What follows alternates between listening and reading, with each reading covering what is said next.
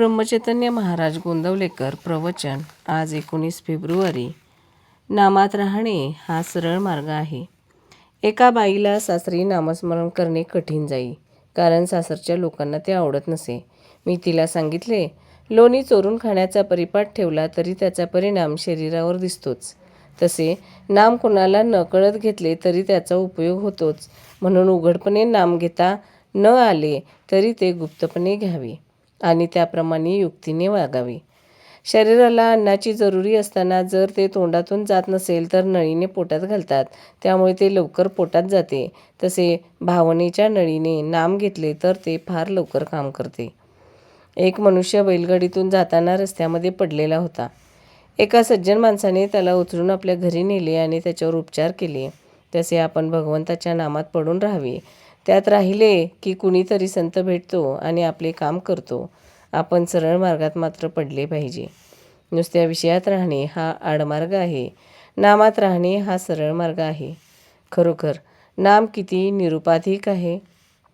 आपण देहबुद्धीच्या उपाधीत राहणारे लोक आहोत, म्हणून आपल्याला नामाचे महत्त्व तितकेसे समजत नाही. संतांनाच नामाचे खरे महत्त्व कळते. विलायत इथून हजारो मैल लांब आहे. तिथे जाऊन आलेल्या लोकांकडून आपण तिथल्या गोष्टी ऐकतो. तिथे आपण पायी जाऊ शकत नाही, कारण ते फार लांब आहे. शिवाय वाहनामध्ये बसून जावे म्हटले तर मोठा समुद्र आहे. तेव्हा पायाला श्रम न होऊ देता, आपल्याला बुडू न देता, समुद्राचे पाणी पायाला न लागता समुद्रपार नेणारी जशी आगबोट आहे, त्याचप्रमाणे भगवंताकडे पोहोचविणारे त्याचे नाम आहे. भगवंत कसा आहे तो आम्ही पाहिला नाही, पण संत त्याला पाहून आले आणि त्यांनी त्यांचे वर्णन आमच्याजवळ केले. आम्ही आमच्या कष्टाने त्याला गाठू म्हणावे तर ते शक्य नाही. शिवाय प्रपंचासारखा एवढा भवसागर मध्ये आडवा आलेला आहे. अशा परिस्थितीमध्ये आपण नाम घट्ट धरले तर सुखाने भगवंतापर्यंत पोहोचू.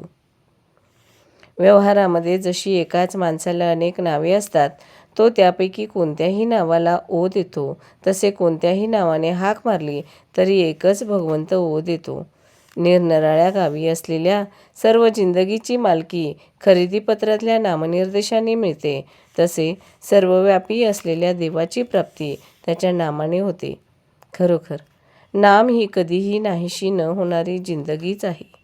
आपण सर्वांनी मी भगवंताकरिता आहे असे मनाने समजावे आणि सदैव त्याच्या नामात राहावे. धन्यवाद.